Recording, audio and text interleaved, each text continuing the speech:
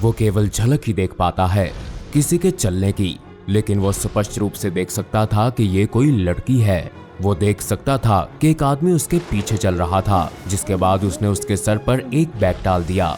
लड़की ने संघर्ष किया, लेकिन फिर उसके शरीर को अंधेरे में घसीटा गया, जिसके बाद एक फावड़े की आवाज जो जमीन में खुदाई कर रहा है, शरीर को उस छेद में फेंका जाता है और उसके चेहरे पर मिट्टी को भी। जब उसकी आंख खुल जाती है, लड़के की आंखें भी खुल जाती हैं और वो घबराकर बैठ जाता है। वो कांपता है और उसे बहुत पसीना आता है। वो कमरे में चारों ओर देखता है जब उसको एहसास होता है कि ये केवल एक सपना था।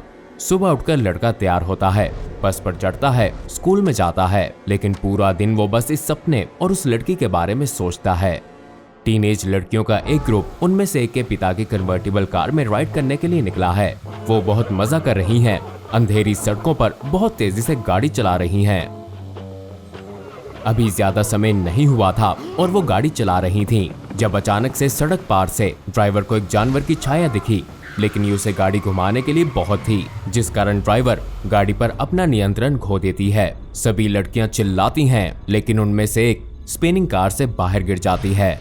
लड़कियां अपने मृत दोस्त की ओर खड़ी होती हैं और एक गंभीर समझौता करती हैं। किसी को भी पता नहीं चलेगा कि वो उनके साथ थी, लेकिन वो इसका करेंगी क्या। उनमें से एक जंगल की ओर इशारा करती है और वो दोनों भी उस पुरानी जगह को देखती हैं। जैसे ही लड़कियां रात भर की खुदाई करने और फिर उस छेद को भरने के बाद उस जगह से बाहर निकलती हैं, तो सुबह की धुंधली रोशनी उन पर पड़ती है, लेकिन उनमें से कोई भी इस बात को नहीं जानता कि मिट्टी के नीचे उनकी दोस्त अब भी सांस ले रही है। लड़का सांस लेने के लिए हांफता है और अंधेरे में संघर्ष करता है। वो अपना कंबल उतारता है जब उसे महसूस होता है कि वो तो अपने बिस्तर में सुरक्षित है। एक और नाश्ता, एक और स्कूल के लिए राइड, एक पूरे दिन की क्लासेस, पर लड़का अपने सपने वाली लड़की के अलावा और कुछ नहीं सोच पाता। वो कौन है, वो इस बारे में निश्चित है कि उसने उसे कभी भी अपने जीवन में नहीं देखा, तो फिर वो बार बार उसके सपनों में क्यों आ रही है। वो अपनी सोच में इतना डूब जाता है कि उसकी टीचर के मेज पर मारने के बाद वो वापस आता है और माफी मांगकर पढ़ाई पर ध्यान देना शुरू करता है। महिला के चेहरे पर उदासी और अजीब सी परेशानी साफ दिखाई दे रही है। वो नहीं जानती कि वो इस तरह और कितनी देर तक इसे हैंडल कर सकेगी। ये कभी रुकती ही नहीं है। कोई इतना कैसे खा सकता है। महिला अपनी कुर्सी पर बैठकर अपने मन में आने वाले बार बार एक ही विचार को दूर करने की कोशिश करती है कि उन दोनों के लिए यही बेहतर होगा कि ये अभी समाप्त हो जाए। लड़की अपने बिस्तर में जोर से खांसती है। इस बीमारी ने उसके फेफड़ों को तबाह कर दिया है और उसकी सारी विल पावर केवल इस बात पर लग जाती है कि वो अपने चेहरे और छाती पर इन खुजली वाले घावों को ना खरोचे। वो चकित आंखों से दरवाजे की ओर देखती है और अपनी माँ को कमरे में अंदर आता पाती है। वो हमेशा की तरह एक ट्रे में उसके लिए सूप ला रही हैं, भले ही उसे खाने की इच्छा बिल्कुल भी ना हो। जैसे जैसे उसकी माँ करीब आती है, वो देख सकती है कि ट्रे खाली है, और ये केवल ट्रे भी नहीं है, ये एक तकिया है।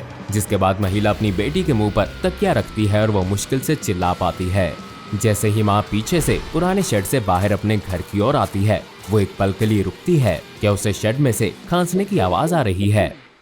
उसी सुबह नाश्ते में उस लड़के के पिता उसे कहते हैं कि अब वो उस लड़की के बारे में और नहीं सुनना चाहते। ये केवल एक सपना था और उसे इसे अपने मन से निकालना होगा। उसे केवल अपने स्कूल पर फोकस करने की जरूरत है। उसकी टीचर की तरफ से आने वाले नोट पर लिखा है कि वो क्लास में ध्यान नहीं दे रहा और अगर ऐसे ही चलता रहा तो उसे बहुत समस्याएं होने वाली हैं। लड़का वादा करता है कि अब वो लड़की के बारे में बात नहीं करेगा।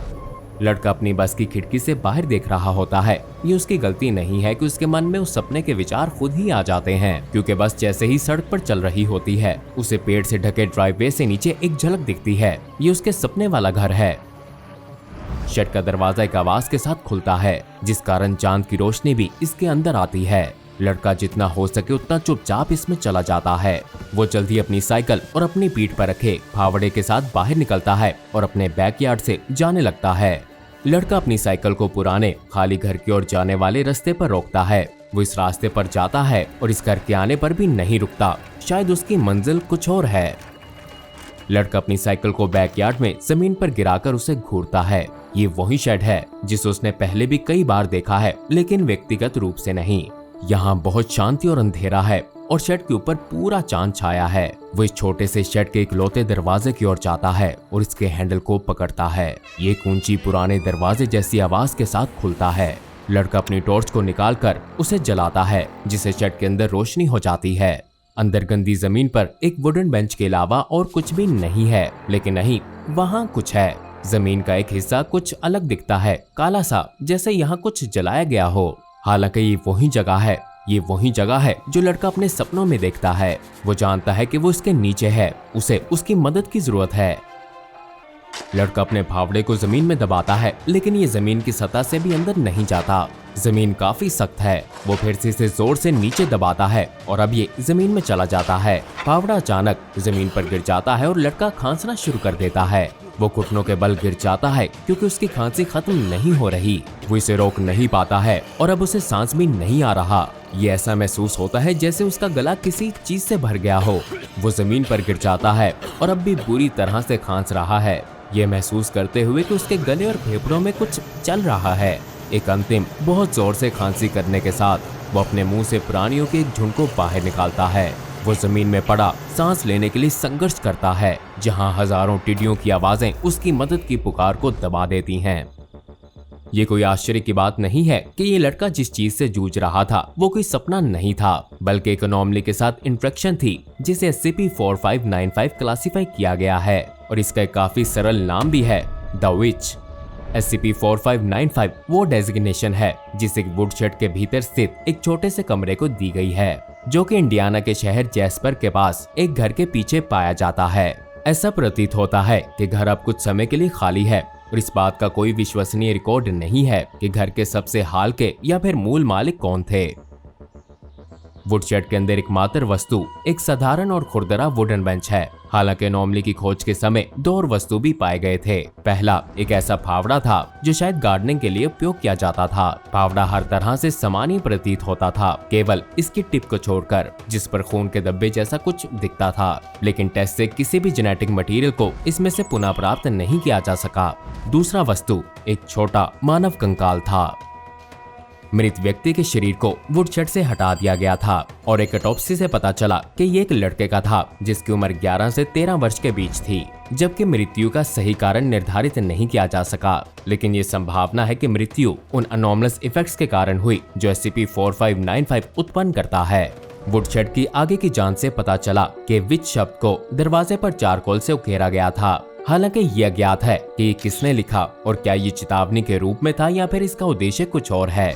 हालांकि ये अत्यधिक संभावना है कि ये शब्द SCP-4595 के अंतिम तत्व की बात कर रहा है, वो शरीर जो वुडशेड की जमीन के नीचे दबाया गया था। शेड की जांच के लिए ग्राउंड पेनिट्रेटिंग इमेजिंग टूल्स लाए गए और रिसर्चर्स ने ये पाया कि जमीन के उस हिस्से के नीचे जो किसी समय जल गया था, एक शरीर सतह के नीचे लगभग 1 मीटर नीचे दफन है, जिसे तब से SCP-4595-A नामित किया गया। स्कैन्स ने शरीर को एक मानव के रूप में बताया है, दिखने में अस्पष्ट रूप से कोई लड़की या महिला। इसके अंग दर्दनाक तरीके से मुड़े हुए हैं और इसके चेहरे, छाती और गर्दन पर कई बड़े घाव मौजूद हैं। लेकिन शायद सबसे अजीब बात यह है कि कई वर्षों से उस स्थान को जहां शरीर दबा है, उसे ना छेड़ने के बावजूद दबे हुए शरीर ने डिकम्पोजिशन का कोई लक्षण नहीं दिखाया और अब भी ऐसा ही प्रतीत होता है जैसे उस समय इसे दबाया गया था। आप भी अपने आप से यही सवाल पूछ रहे होंगे कि SCP फाउंडेशन ने SCP-4595-A की स्थिति का आकलन करने के लिए पूरी तरह से इमेजिंग टूल पर भरोसा क्यों किया है और ये क्यों नहीं किया कि इस अनोमलस लाश को खोदकर निकाल लेते। और इसका कारण ये है कि साइट पर मौजूद अनोमलस इफेक्ट्स के कारण हम ऐसा नहीं कर सकते। SCP-4595 की टेस्टिंग से पता चला है कि कोई भी जो शेड में प्रवेश करता है और किसी भी पर्याप्त समय के लिए यहाँ रुकता है, उसे कई प्रभावों का अनुभव होना शुरू हो जाएगा। सबसे पहले वो अपने आप को पागल महसूस करना शुरू करेगा, जैसे कि कोई उसे बार बार देख रहा है। इस मानसिक प्रभाव के तुरंत बाद शारीरिक प्रभाव होता है, जहाँ व्यक्ति को अपनी त्वचा में खुजली होने लगेगी। जो भी SCP-4595 में लंबे समय के लिए रुकते हैं, वो फिर अपनी त्वचा को हिंसक रूप से इस खुजली को रोकने के लिए खरोंचेंगे। ये प्रभाव, जो कि बहुत अनकंफर्टेबल हो सकते हैं, अंततः कम हो जाते हैं यदि स्थान को छोड़ दिया जाए तो। और ये संभावना है कि ये इस बात की चेतावनी भी है कि क्या हो सकता है यदि कोई SCP-4595 के सबसे खतरनाक पहलू में भाग लेता है, जो कि है इसमें दबे शरीर को परेशान करना। जो कोई भी SCP-4595-A को खोदने या उसे उसके स्थान से हटाने का प्रयास करता है वो तुरंत ही भयानक अनोमलस इफेक्ट का अनुभव करेगा। व्यक्ति को जल्द ही सांस लेने में मुश्किल होगी, जो जल्द ही खांसी और घुटन में बदल जाएगी, जिसके बाद वो बिल्कुल भी सांस नहीं ले पाएगा। ये एक ऐसी घटना के कारण होता है जिसमें उसकी छाती, फेफड़े, एयरवेज, पेट और कोई भी खाली जगह पूरी तरह से सिस्टोसर्का ग्रीगेरिया, जिसे रेगिस्तानी टिड्डी के रूप में भी जाना जाता है, इससे पूरी तरह से भर जाएगी। कीड़े व्यक्ति के शरीर के भीतर तब तक रहेंगे जब तक वो समाप्त नहीं हो जाता और इस पूरे प्रोसेस को आमतौर पर केवल कुछ ही मिनट लगते हैं। कोई भी टिड्डियां जो व्यक्ति के शरीर से बाहर निकल आती हैं, अक्सर मुंह या नाक के माध्यम से वो एक वेपर में गायब हो जाती हैं और वुडशेड के दरवाजे को पार करते ही नष्ट भी।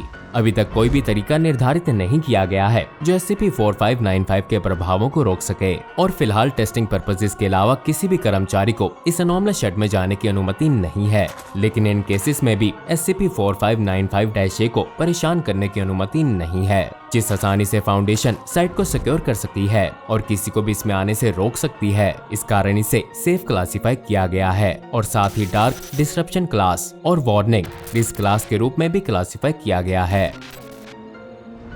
SCP-4595 है क्या? SCP-4595-A का शरीर एक शिकार है जो इस शेड के नीचे अनंत काल तक बर्बाद हो गया है, या ये कोई मॉन्स्टर है जिसे किसी अज्ञात उद्देश्य के लिए बंद कर दिया गया है और इसे दूर रहने की एकमात्र चेतावनी इसके दरवाजे पर लिखा एक शब्द है। शायद एक दिन हम इसका जवाब जान जाएंगे कि SCP-4595 को केवल चुड़ैल के रूप में ही क्यों जाना जाता है।